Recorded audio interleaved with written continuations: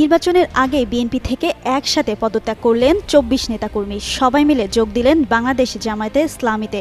২৪ নেতাকর্মীর এই যোগদানের মধ্য দিয়ে স্থানীয় রাজনীতিতে নতুন আলোচনার জন্ম দিয়েছে। এই নেতারা মনে করেন জামায়াত একটি আদর্শিক ইসলামী দল। দেশের চলমান পরিস্থিতিতে এ দলই জনগণের আস্থার প্রতীক হয়ে উঠেছে, আর এ কারণে তারা যোগ দেন।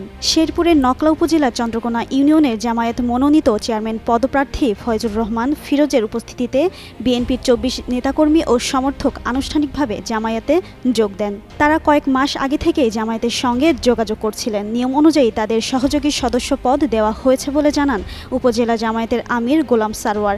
এদিকে উপজেলা বিএনপির সাবেক আহ্বায়ক খোরশেদুর রহমান বলেন, যোগদানকারীরা তেমন পরিচিত নন, তাদের চলে যাওয়ায় বিএনপির তেমন ক্ষতি হবে না।